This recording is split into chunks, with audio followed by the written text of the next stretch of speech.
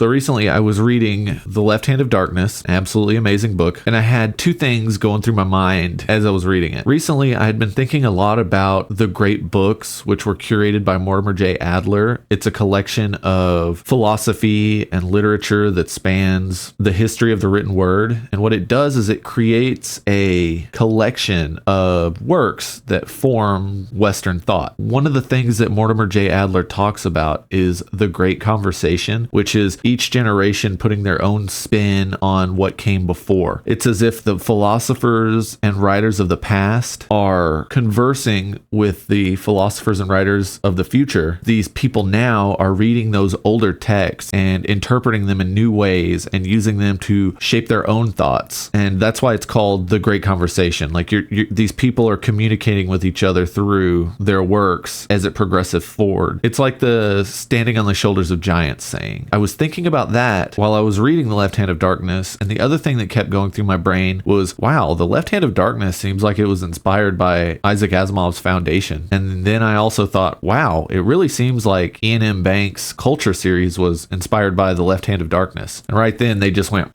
and they just kind of merged in my brain, and I was like, oh, is there a great conversation in speculative fiction? And the answer is yes. I mean, it's kind of obvious now that I look at it. You've got all these newer dystopian fictions, and then you look back and you have The Long Tomorrow by Lee Brackett, Canticle for Leibowitz by Walter M. Miller Jr., stuff like that. I mean, if we really want to get into it, look at The Book of the New Sun by Gene Wolfe. It's a dying Earth story, and Jack Vance literally wrote The Dying Earth. I'm not saying that Wolfe copied him. I'm just saying that he took the dying Earth concept and created the masterpiece that is The Book of the New Sun. Could he have done it without Vance's existence? Probably. But did Vance directly influence Gene Wolfe? I guarantee it. It's stuff like that. You're looking at the history of speculative fiction. As you read these things, you can kind of see the code in the matrix. It just starts coming together as you read newer science fiction and fantasy. You're like, oh, that came from here. Ooh, that came from here. Stuff like that. And what I want to do is explore vintage science fiction and fantasy and look at the modern works that I think were influenced by it. The works that are carrying on this great conversation. Most readers that follow BookTube, especially science fiction and fantasy, they read a lot of the current stuff. But I've noticed that a lot of readers have a blind spot when it comes to vintage science fiction and fantasy. They know the heavy hitters. They know about Dune, The Left Hand of Darkness, and stuff like that. But when you dig deeper, you really start to see the pieces and how they fit together. So what I want to do is find older books in vintage science fiction and fantasy. Well, not even vintage, more like classic, but a little older, because if you look at kind of the classifications of what a classic is, I'm technically a classic, and I don't need to think about that. Another existential crisis is not on my plate for this week. So getting back to what I was saying, I have 4 qualifications, and we'll get into them as we explore this. I want the books to be from before 1980, because anything after that is modern science fiction and fantasy. I want them to be 300 pages or less, because a book that's under 300 pages is short. It's really easy to read. It's not going to get in the way of my other reading. I can read it in like a week. I want the books to be easily attainable. I don't want to have to recommend someone buy a $90 Ace mass market paperback that's going to fall to dust as soon as they crack it open. I don't know if the books will be necessarily still in print, but I'll check and make sure they're at least affordable. And the last thing is, I want there to be an audio book if possible. Some books don't have an audio version and they're still going to be on the list because they need to be on the list. But I think with all of those qualifications, it'll be really easy for newer readers to get into them. And that way they can experience this great conversation of speculative fiction that's been going on for 130 years. I mean, the big thing is I just really want to share these older works. Not only are they still wonderful and they hold up, but by reading them, you're building a bigger base of knowledge for these genres, which means you will get more out of the newer stuff that you read. Like in my previous video where I'm talking about learning to think like a writer to become a better reader, you can also become a better reader by understanding the previous books. It's a lot easier to know where you're going if you know where you came from. And a lot of these writers talk about the influence of the previous works. I mean, look at Malazan. Steven Erikson has said in interviews that Sword and Sorcery was one of the big inspirations for writing the series. So what we ended up with was this beautiful writing from this incredibly talented writer with a background in anthropology who's now writing Sword and Sorcery. I mean, it's perfect. In that same interview where he talked about being influenced by Sword and Sorcery, you have Glenn Cook talking about learning how to write under Fritz Leiber, which makes a lot of sense when you look at The Black Company and some of his other writing. I mean, he learned from the guy that wrote Fafhrd and the Grey Mouser. Speaking of Fafhrd and the Grey Mouser, that's the first one on my list. Go back and read Fafhrd and the Grey Mouser. Just Google it. Like, you'll see the first book is like Swords and Deviltry, I think. It's on Audible. The audio books are relatively new. Neil Gaiman basically pressured Audible into making those audio books because he thought they needed to be done. And they have really cool intros, I think, from Neil Gaiman. I think most of them do. And they're just wonderful. They're short. Like, the first Fafhrd and Grey Mouser book is, let me check real quick. I've got these book club hardcover editions of Fafhrd and the Grey Mouser. They're in like great shape and they're just really fun to read. Let's check out what the first Fafhrd and Grey Mouser book is, page count wise. The first book is Swords and Deviltry, and it's 95 pages long. So this one technically kind of breaks the rules. It's an omnibus and it's more than 300 pages, but you can get it in bite-sized chunks on Audible, and you can get it in ebook, or you can find physical copies. They're everywhere. Newer copies I'm not so sure about because I just wanted the older stuff, but it's been printed a lot. So that is a great place to start. I mean, you're looking at a barbarian from the north and a mage